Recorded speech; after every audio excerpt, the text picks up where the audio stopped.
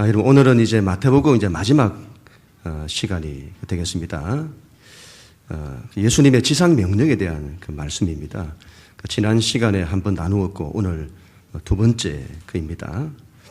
여러분, 하나님 아버지께서는 예수님께 하늘과 땅의 모든 권세를 주셨습니다. 가장 높은 권세입니다. 그 권세를 예수님이 가지셨는데 그 예수님께서 오늘 이 명령을 주시는 겁니다. 그래서 이 명령을 지상명령이라고 합니다. 가장 높은 명령을 말하죠. 영어로는 The Great Commission이라고 합니다. 정관사 덕까지 붙어서 가장 위대한 명령을 말합니다. 이것보다 더 큰 것이 없다는 거죠. 이것을 대위임 명령이라고도 합니다. 그 위임이란 맡긴다는 말인데 예수님께서 이 일을 우리에게 맡기신 겁니다. 예수님이 하셨던 일인데 그걸 우리 보고 하라는 겁니다. 그것도 대위임이죠. 가장 중요한 위임 반드시 하라는. 그래서 여러분, 교회는 이걸 감당해야 합니다. 예수님의 이 명령에 순종해야 합니다. 이건 하고 싶으면 하고 하기 싫으면 안 하는 게 아니라는 말씀이죠. 반드시 해야 하는 명령. 이걸 하지 않으면 교회는 교회가 아닌 겁니다. 예수님은 이 지상 명령을 갈릴리에서 주셨습니다. 아니, 여러분, 그 엄청난 명령이라면 당연히 로마에서 발표를 하셔야죠. 온 세상이 지켜보는 데서 그런 명령을 주셔야죠. 우리 예수님이 홍보를 몰라도 너무 모르시는 것 아닐까요? 여러분, 갈릴리가 뭡니까? 로마가 안 되면 이스라엘의 수도인 예루살렘 정도라도 돼야죠. 그런데 갈릴리 좋은 동네가 뭡니까? 그것도 이름도 없는 허접한 산에서 그것도 허접한 제자들에게 이런 명령을 주시다니요. 이렇게 해가지고 이런 무슨 일이 일어나기는 하겠습니까?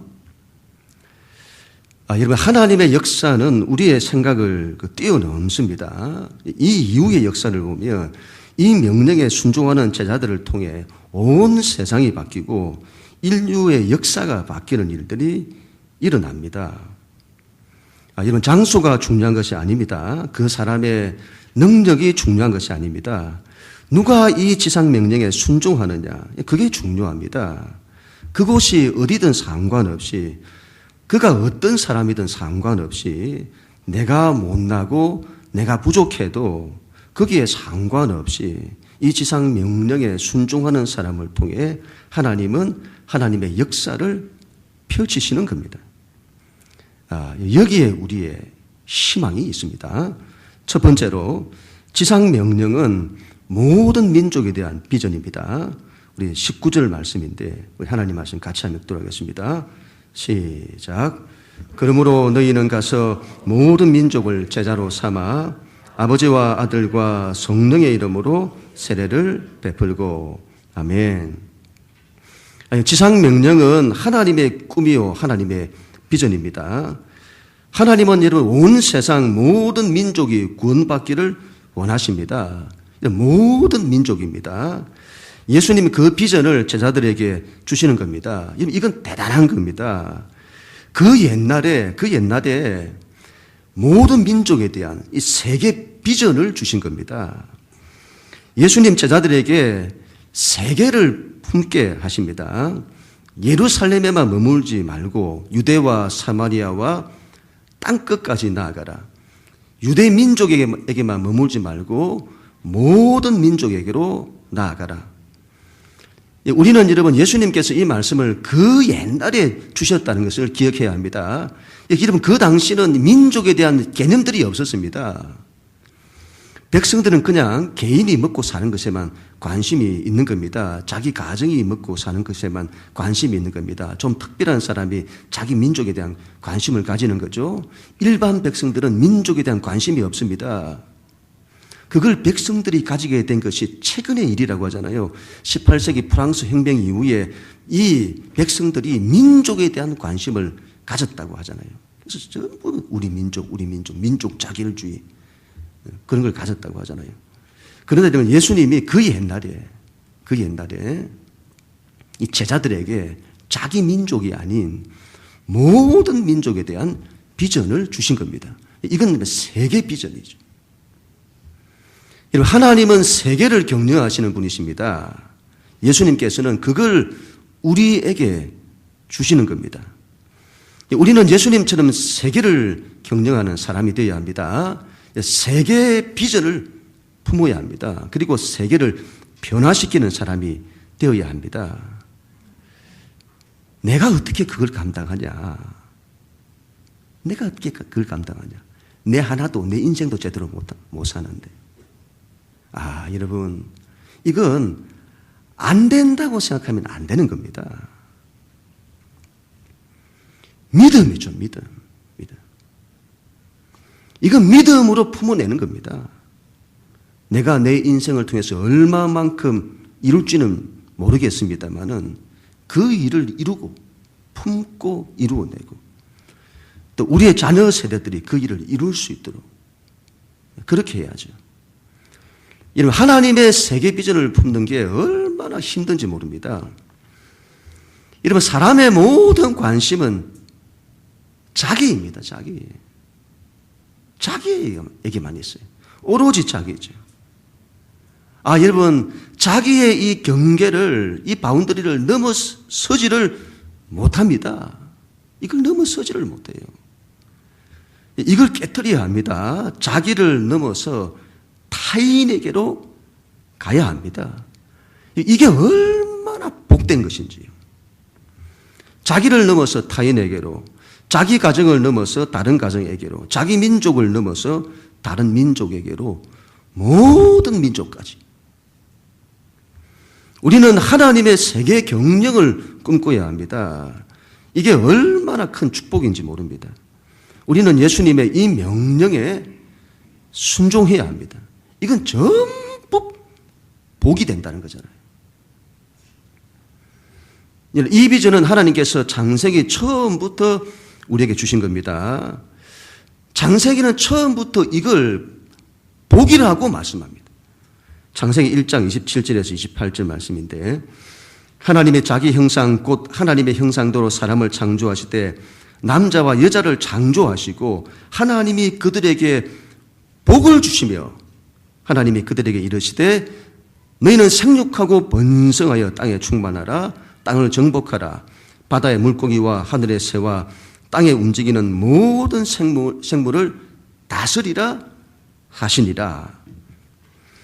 하나님께서는 세상을 창조하시고 사람에게 복을 주셨습니다.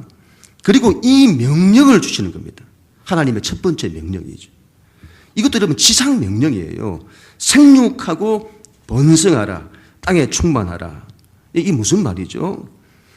온 세상에, 하나님이 창조하신 온 세상에 하나님을 믿는 사람들이 생육하고 번성하도록 가득하게 하라. 하나님께서 처음 창조하신 이 세상이라는 하드웨어를 소프트웨어로 채우는데 하나님의 형상을 가진 사람들로 채우라. 그리고 다스리고 정복하라. 온 세상을 하나님의 뜻으로 통치하라. 그래서 이 땅이 하나님의 나라, 천국이 되게 하라. 여러분, 이건 굉장한 비전이죠. 하나님께서 하나님을 믿는 첫사람 아담에게 온 세상에 대한 비전을 주신 겁니다. 그런데 인간이 죄를 범하면서 하나님의 이 비전을 잃어버리게 된 거죠. 그리고는 오로지 자기밖에 없습니다. 그리고 자기 성을 쌓죠. 이게 아담 이후에 가인의 후예들의 삶의 모습이죠. 그들은 자기에게 갇혀요. 자기에게. 자기가 쳐놓은 자기라고 하는 이 바운드리 안에 갇혀 살아요. 자기 성을 쌓고. 하나님의 비전을 상실합니다. 예수님은 십자가와 부활을 통해서 하나님 나라를 창조하십니다. 그래서 이걸 제2의 천지 창조라고 합니다. 그리고 예수님 믿는 자들에게, 우리들에게 이 명령을 주시는 겁니다. 그 옛날에 사람에게 주신 명령과 똑같습니다. 먼저는 생육하고 번성하라, 충만하라. 새롭게 창조된 하나님의 나라라는 이 하드웨어를 소프트웨어로 채우라. 예수 믿는 사람들로 채우라. 모든 민족을 구원하여 그들로 하나님의 백성 되게 하고 그들이 구원받아 하나님 나라에 들어가도록 하나님 나라를 채우라. 두 번째, 다스리고 정복하라. 내가 너희에게 권세를 준다. 내가 하늘과 땅의 모든 권세를 가졌는데 그 권세를 너희에게 준다. 너희는 그 능력을 가지고 가서 세상을 다스리고 정복하라. 온 세상에 하나님의 통치를 이루라. 천국을 오게 하라. 하나님의 세계 비전이죠. 온 세상에 하나님의 통치를 이루는. 이게 이러면 지상명령입니다. 이게 이러면 얼마나 중요한가 하면 이걸 복이라고 합니다. 하나님이 우리에게 복을 주시는 이유는 이것입니다. 이 지상명령에 순종하라고 하나님의 세계 비전을 이루라고 복을 주시는 겁니다. 이런 교회는 이 일에 순종해야 할 것입니다. 이걸 다르게 말하면 전도와 선교라고 합니다. 한 개인을 살리는 것은 예배입니다. 예배예요. 이웃을 살리는 것은 전도입니다. 모든 민족을 살리는 것은 선교입니다. 교회는 여러분 예배가 살아야 하고 전도가 살아야 하고 선교가 살아야 합니다. 자기가 살기 위해서는 예배자가 되어야 됩니다. 예배를 해야 돼요. 그 자기가 삽니다. 이웃은요 전도죠. 열방은요 선교죠. 교회는 이게 일어나야 됩니다. 우리는 사람을 구원하여 하나님의 나라를 채워야 합니다. 이러면 삼성이나 LG가 최신 스마트폰을 만들죠. 이전에는 이걸 국내에서 내수용으로 파는데 모든 노력을 기울였습니다. 그런데 여러분 지금은 아닙니다. 온 세계 시장에 내다 파는 겁니다. 지금은 세계화 시대입니다. 세계가 무대입니다. 복음도 마찬가지죠. 우리는 복음을 세계 시장에 팔아야 합니다. 우리는 세계를 품고 세계로 나아가야 합니다. 내가 못한다고 이 복을 잃어버리면 안 됩니다. 내가 품고 내 자식들이 품고 자자손손 품고 우리는 대를 이어서 주님의 이 지상 명령에 순종해야 합니다. 이것만큼 더 큰 복이 없다는 거잖아요. 그 선교사님을 통해서 들었던 이야기인데 이 파키스탄이라는 나라는 인구가 여러분 2억 명이라고 해요. 2억 명. 98%가 무슬림인데 그중에 기독교가 2%라고 합니다. 이건 대단한 겁니다. 이슬람 세계에서 기독교는 2%라는 것이 굉장한 겁니다. 2% 하면 약 400만 명이잖아요. 파키스탄에서 그들이 교회를 이루고 믿음 생활을 하고 있는 겁니다. 이슬람을 믿는 나라에서 기독교를 인정하는 것이 쉽지 않은데 파키스탄은 기독교를 허락하는 겁니다. 서로 이런 약속이 된 거예요. 약속이 된 거예요. 정부에서 너희가 이것만 하면 기독교를 인정해 주겠다는 겁니다. 그게 이런 뭘까요? 그게 뭘까요? 파키스탄 교회가 우리들처럼 다른 거 다 한다는 겁니다. 다른 거 다 해요.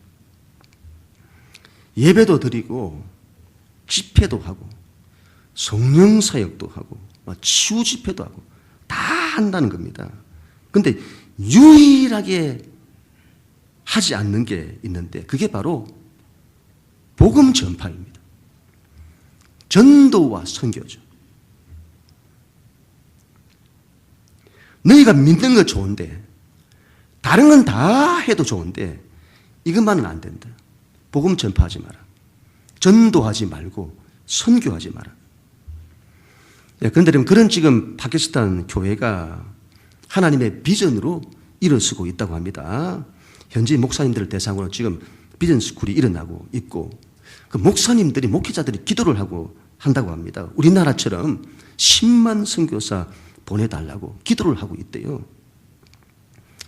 하여튼 우리는 이걸 통해서 사단이 제일 싫어하는 것이 무엇인지를 알게 됩니다. 그게 뭐죠, 여러분? 이건 복음 전파입니다. 사단이 제일 싫어하는 게 전도와 선교죠. 다른 건요, 해도 사단이 가만히 둡니다. 가만히 둬요. 근데 이건 못하게 합니다. 이건. 우리는 이걸 통해서 우리가 믿는 기독교 신앙에서 제일 중요한 것이 무엇인지를 알게 되는 겁니다. 주님의 지상명령이죠. 제일 싫어해요. 복음 전파. 교회, 이건 복이에요. 이걸 잃어버리면 안 되죠. 교회는 이 복을 다시 회복해야 할 것입니다. 두 번째로는 지상명령은 제자화에 대한 비전입니다. 19절 말씀을 다시 한번 보시면, 그러므로 너희는 가서 모든 민족을 제자로 삼아. 여러분, 모든 민족에게 복음을 전하여 이렇게라고 하지 않고 모든 민족을 제자로 삼아 그렇게 말씀하죠. 이 복음 전파의 최종 목적이 그 사람을 구원받게 하는 데만 있지 않고 그 사람이 제자가 되게 하는 데 있음을 말씀합니다. 우리가 예수님을 믿어 구원받는 것보다 더 귀한 것이 없습니다. 그러나 그것보다 더 큰 축복이 있는데 그건 우리가 예수님의 제자가 되는 것입니다. 믿습니다. 제자 되는 것. 예수님은 여러분 우리의 가능성을 보세요. 예수님은 우리에게 희망을 품으십니다. 이 못난 베드로에게 너는 장차 앞으로 게바가 될 거다. 너는 반석이 될 거다. 너는 사람을 낳는 어부가 될 거다. 너는 앞으로 교회 초석이 될 거다. 중요한 것은요, 베드로가 이 예수님의 말씀을 믿음으로 받았다는 겁니다. 여러분, 우리도 그래야 합니다. 예수님의 이 말씀을 여러분, 나에게 적용시켜야 합니다. 그래서 내가 게바가 될 거다. 내가 사람을 낳는 어부가 될 거다. 내가 교회 초석이 될 거다. 성경은 하나님께서 전부 우리에게 주신 겁니다. 이건 믿음으로 받는 자의 몫입니다. 믿음으로 이걸 받는 자는 이 성경의 하나님의 말씀이 전부 자기 것이 되는 겁니다. 믿음으로 받는 자의 것이 되어져요. 하나님의 말씀이. 여러분, 우리는 예수님을 믿어서 천국 티켓을 확보하는 것이 우리 신앙의 목표가 아니라 그걸 넘어서야 합니다. 우리는 예수님의 제자가 되어야 합니다. 제자가 되어야 되겠습니다. 지금 우리나라에서 제일 잘 나가는 대학이 참여연대라고 하더군요. 이 대학에 들어가면 한 자리를 한다는, 우리는 여러분 그런 연대가 아니라 예수님과 연대를 해야 합니다. 예수님과 연대해서 세상을 구원하는 일을 해야 합니다. 예수님과 같은 비전을 품고 예수님과 함께 하나님 나라를 위해서 헌신해야 합니다. 이런 사람을 제자라고 합니다. 제자. 우리는 여러분 예수님 제자 되는 걸 부담스러워합니다. 예수님 제자 되는 걸 부담스러워해요. 여러분 누가 이런 마음을 주었을까요? 이게 부담스러운 거라고. 누가 이런 영적인 분위기를 만들었을까요? 어떻게 예수님을 따르는 것이 부담일까요? 복인데. 얼마나 귀한 건데. 야, 우리가 예수님 따르자. 우리 예수님이 최고다. 우리 예수님과 연대하자. 이건 복이다. 그런 마음을 가지고 심노를 해야 하는데 누가 예수님 따르는 것은 부담스러운 거다. 적당히 믿어야지. 누가 그렇게 생각하게 했을까요? 이건 사단이 하는 겁니다. 사단이. 예수님을 따르면 여러분 이런 자유가 없고 이런 은혜가 없고 이런 능력이 없는데 하늘과 땅에 있는 모든 권세를 가지신 분의 권세가 그런 우리에게 임한다고 하잖아요. 모든 걸 다 이기는 능력, 음부의 권세까지 다 이깁니다. 여러분 천국 열쇠를 주신다잖아요. 천국 열쇠를 주신다잖아요. 우리는 예수님의 제자가 되어야 합니다. 이걸 적극적으로 이루어야 합니다. 이것보다 더 귀한 것이 없습니다.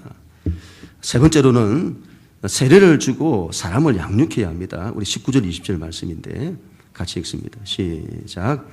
그러므로 너희는 가서 모든 민족을 제자로 삼아 아버지와 아들과 성령의 이름으로 세례를 베풀고 내가 너에게 분부한 모든 것을 가르쳐 지키게 하라. 아멘. 이런 세례가 세례를 베풀려 했는데 세례가 뭐죠? 세례란 사람이 물속에 들어갔다가 나오는 걸 말합니다. 물은 죽음을 상징하는데 그 물속에 들어갔다고 하는 것은 죽었다는 것이고 그 물속에서 나왔다고 하는 것은 다시 살아나는 것을 말합니다. 예수를 믿는다는 것은 우리의 옛사람이 물속에 들어가 죽는 걸 말합니다. 그리고 물속에서 나오듯이 새 사람으로 다시 살아나는 걸 말합니다. 그걸 세례라고 합니다. 예수님을 믿는다는 것은 우리의 존재와 삶이 완전히 바뀌는 걸 말합니다. 우리는 옛사람과 완전히 다른 새로운 사람, 하나님의 사람으로 살아야 합니다. 예수를 믿는다는데 이전의 자기와 똑같이 사는 겁니다. 그건 여러분 세례받은 자의 모습이 아닙니다. 세례는 내가 이제 이전의 모습을 버리고 하나님의 자녀로서 새롭게 살겠다고 결단할 때 받는 겁니다. 이게 없으면 세례는 성립이 안 되는 겁니다. 아버지와 아들과 성령의 이름으로 세례를 받아야 한다고 합니다. 유대교는 여러분 성부 하나님만 믿습니다. 이슬람교는 알라를 믿죠. 기독교는 삼위일체 하나님을 믿습니다. 우리는 이 삼위일체 하나님의 이름으로 세례를 받아야 합니다. 이게 무슨 말일까요? 우리는 삼위일체 하나님이 어떻게 일하시는지를 알아야 합니다. 성부 하나님은 모든 걸 주권하십니다. 성자 예수님은 성부 하나님의 뜻에 순종하십니다. 그리고 성령 하나님은 성자가 성부의 뜻을 이룰 수 있도록 능력을 주십니다. 우리도 여러분 그래야 합니다. 이전에는 내 인생을 내가 왕이 되어 다스렸다면 이제는 성부 하나님이 다스리도록 해야 합니다. 이전에는 내 뜻대로 살았다면 이제는 성자 예수님처럼 아버지의 뜻에 순종하여 십자가의 길을 가야 합니다. 이전에는 내 힘으로 살았다면 이제는 성령님의 힘과 능력으로 살아야 합니다. 우리는 성부와 성자와 성령의 이름으로 세례를 받아 죽었다가 다시 살아나 완전히 새로운 사람으로 새로운 삶을 살아야 하는 것입니다. 그리고 여러분 가르쳐 지키게 하라고 하십니다. 양육에 대한 명령이죠. 교회는 여러분 사람을 양육해야 합니다. 사람을 키워야 합니다. 여러분 사람이 제일 중요합니다. 사람이 제일 중요해요. 하나님의 일을 감당할 하나님의 사람들이 일어나야 합니다. 그게 제자화인데 제자화를 위해서는 반드시 양육이 있어야 합니다. 하나님은 하나님의 일을 사람을 통해서 이루십니다. 그래서 그 사람이 하나님의 일에 쓰임받을 자격과 자질을 갖추는 게 중요합니다. 그래서 양육이 중요한 거죠. 양육을 통해서 하나님의 사람들을 키워내야 하는 것입니다. 하나님이 찾으시는 사람은 사람을 사랑하는 사람이고 사람을 구원할 사람입니다. 하나님이 그런 사람을 찾으세요. 우리는 자녀들에게 자녀들이 그 자질을 갖추도록 가르쳐야 합니다. 제가 저희 집 아이들을 가르칠 때도 중요하게 가르친 것 가운데 하나가 이겁니다. 사람에 대한 사랑입니다. 그래서는 얘들아, 사람이 중요하다. 사람이 중요하다. 사람 사랑할 줄 알아야 한다.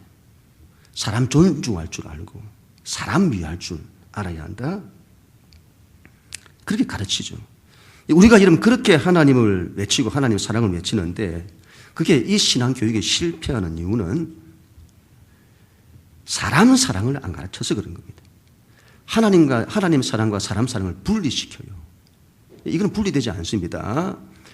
영혼을 여러분 육체와 분리시키면 이 이원론이라고 하는 이상한 신앙이 만들어져요. 믿음이 행함과 분리되면 이상한 게 만들어지고 하나님의 사랑이 사람 사랑과 분리되면 이상한 것이 만들어집니다. 이건 구분이 되나 분리되지 않습니다. 하나님이 중요하고 사람이 중요합니다. 사람이 중요합니다. 여러분 하나님의 마음 안에 있는 모든 관심은 사람입니다. 사람에 대한 사랑이고 사람에 대한 구원입니다. 이 하나님의 마음을 알아. 이 일을 감당할 사람을 길러내야 합니다. 사람을 길러내야 돼요. 다른 사람은 양육되어야 한다고 하는데 정작 본인은 양육이 안 되는 사람이 있습니다. 자기를 양육시켜야 하는데 자기가 성장해야 되는데 자기를 양육을 안 시켜요. 세상 사람들도 자기 개발을 하는데 자기를 양육을 안 시켜요. 자기를 여러분 제한하지 않아야 합니다. 자기를 제한하면 안 됩니다. 자기가 자기를 못 자라게 막아요. 자라지 못하게 막아요. 자신을 열어둬야죠. 우리는 하나님의 가능성입니다. 하나님의 가능성입니다. 신앙이 양육되어 하나님의 사람이 되고 하나님의 일을 해야 합니다. 이게 이런 복이라는 거잖아요. 복. 마지막 네 번째로는 지상 명령을 순종하는 자에게는 하나님의 약속이 있습니다. 우리 20절 말씀인데 우리 마지막으로 같이 한번 읽습니다. 시작. 볼지어다 내가 세상 끝날까지 너희와 항상 함께 있으리라 하시니라. 아멘. 항상 함께 있을 거다. 왜 예수님께서 이런 약속을 주시는 것일까요? 왜 이런 약속을 주실까요? 제자들이 두려워하는 겁니다. 앞으로 예수님 성천하실 겁니다. 제자들의 곁을 떠나실 겁니다. 예수님이 계셔야죠. 예수님이 계셔야죠. 예수님이 안 계시면 어떻게 합니까? 그래서 예수님이 약속하시는 겁니다. 괜찮다. 두려워하지 마라. 내가 세상 끝날까지 너희와 항상 함께 있을 거다. 우리는 여러분 이 예수님의 약속을 그대로 믿어야겠습니다. 지상 명령을 순종하는 자들은 반드시 이 믿음을 가져야 합니다. 하나님이 우리와 함께 하신다고 하는. 이건 여러분 관념으로 가지고 계시지 마시고 신앙이 자꾸 관념이 되면 안 돼요. 여러분 이거는 실제로 가지고 있어야 합니다. 하나님이 나와 함께 하심이 믿어져야 합니다. 믿음으로 바라보세요. 믿음으로. 제가 여러분 지난번에도 말씀을 드렸습니다만 저는 신앙을 거리 싸움이고 크기 싸움이라고 봅니다. 신앙이란 누가 하나님을 가까이 하느냐, 누가 하나님을 가까이 느끼느냐, 그 싸움이죠. 하나님과의 거리를 좁혀야 합니다. 거리를 좁혀야 해요. 이런 사람과 사람도 가까이 하면 이게 느껴져요. 느껴지죠? 1m 떨어져 있는 것과 30cm 떨어져 있는 것이 느낌이 달라요. 막 부담스럽잖아요. 가까이 있으면. 이 느낌이 와요. 사랑하는 사람은 좋죠. 하여튼 느낌이 오는 겁니다. 달라요. 하나님 관계도 마찬가지입니다. 실제예요. 실제. 하나님을 더 가까이 해야 합니다. 하나님과 하나 돼서요. 거리를 다 좁혀가지고 하나가 되는. 성령님이 나와 함께 하셔서 나와 하나를 이루는 것을 느껴야 합니다. 그리고 이러면 하나님의 크기가 커야 합니다. 하나님은 세상보다 더 크십니다. 하나님의 크기를 크게 가져야 합니다. 자기 같은 줄 안다. 그런 말이 있죠. 자기 같은 줄 안다. 하나님을 자기 같은 줄 아는 겁니다. 그래서 하나님의 수준을 끌어내리고 하나님의 크기를 너무 작게 보는 거죠. 하나님의 크기는 말로 다 알 수가 없습니다. 우리는 하나님의 크기를 키워야 합니다. 그 옛날 모세가 본인의 사명을 다 끝내고 그 일을 여호수아에게 맡깁니다. 이 여호수아에게 지상 명령을 줍니다. 문제는 이 모세가 이스라엘 백성을 떠나는 겁니다. 이 여호수아가 이걸 어떻게 감당해야 됩니까? 모세도 없는데 어떻게 감당해야 됩니까? 그때 하나님께서 여호수아에게 이렇게 말씀하시죠. 여호수아 1장 5절 9절 말씀인데 너의 평생에 너를 대적할 자가 없으리니 내가 모세와 함께 있었던 것 같이 너와 함께 있을 것임이니라. 내가 너를 떠나지 아니하며 버리지 아니하리라. 내가 내게 명령한 것이 아니냐. 강하고 담대하라. 두려워하지 말라. 놀라지 말라. 너가 어디로 가든지 너의 하나님 여호와가 너와 함께 하느니라. 여러분, 여호수아가 이걸로 감당하는 겁니다. 모세도 이걸로 감당했고 하나님이 나와 함께 하신다는, 여호수아도 이걸로 감당하는 거죠. 여러분, 예수님의 지상 명령은 우리의 힘으로 할 수 없습니다. 이거 어떻게 우리가 우리 힘으로 합니까? 이 세상에서 제일 안 바뀌는 것이 사람인데 우리가 어떻게 사람을 바꾸고 어떻게 사람을 구원할 수 있습니까? 우리가 어떻게 세계를 품고 세계를 변화시킬 수 있습니까? 우리 힘으로 안 되죠. 이 일은 하나님이 함께 하실 때만 가능한 겁니다. 그래서 그런데 우리가 지상 명령에 순종할 때 예수님이 우리에게 이 약속을 주신다는 거잖아요. 내가 너와 함께 할 거다. 그러니 강하고 담대해라. 하나님이 너와 함께 할 거다. 성령님께서 너와 함께 하신다. 너에게 힘을 주신다. 감당할 수 있는 능력을 주신다. 너희가 내가 한 일을 너희도 할 것이고 너희가 나보다 더 큰 일도 하리라. 우리는 예수님의 이 말씀을 그대로 믿어야겠습니다. 하나님의 말씀은 그대로 믿어야 됩니다. 말씀이 실제가 되게 해야죠. 네가 건강이 없냐? 물질이 없냐? 능력이 없냐? 사람이 없냐? 걱정하지 마라. 두려워하지 마라.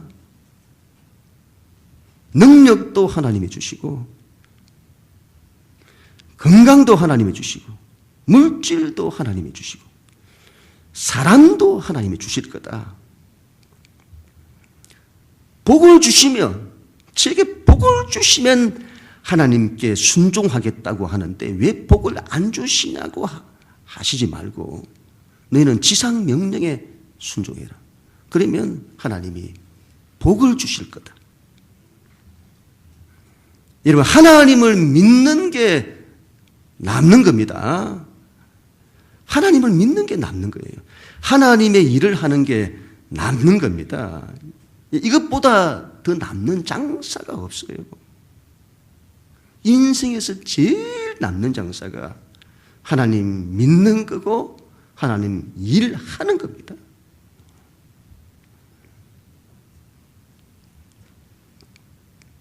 새벽 기도를 가는데 갑자기 배가 아픈 겁니다. 또 차를 타고 가다 운전을 제대로 못하면서 아베야. 근데 갑자기 왜 아베가 생각이 날까요?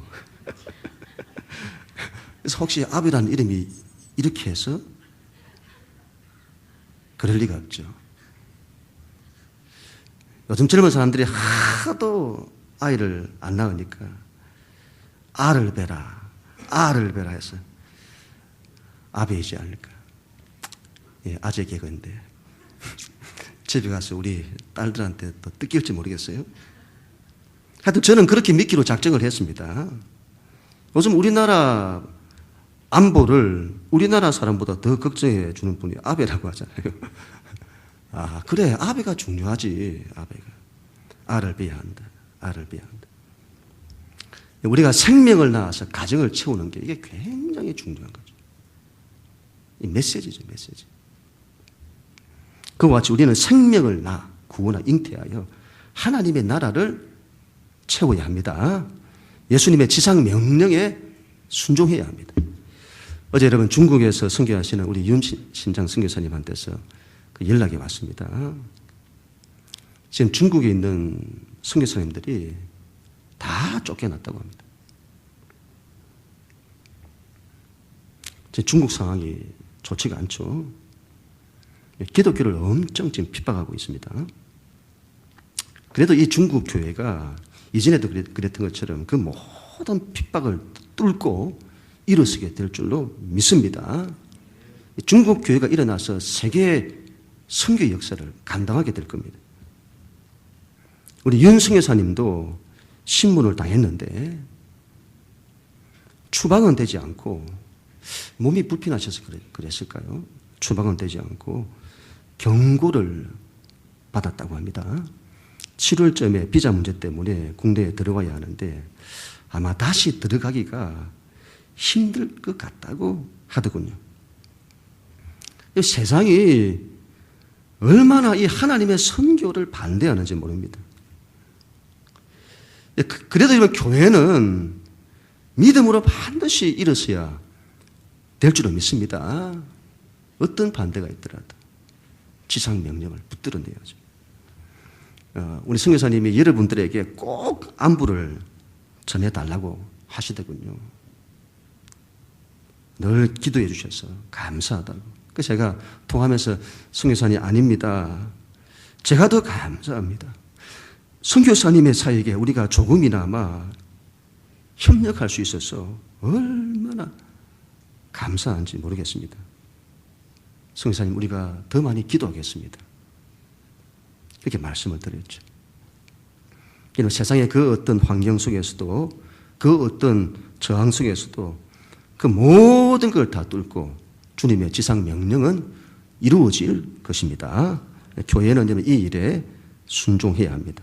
이건 주님의 명령이고 우리의 책임이고 그리고 가장 큰 축복입니다.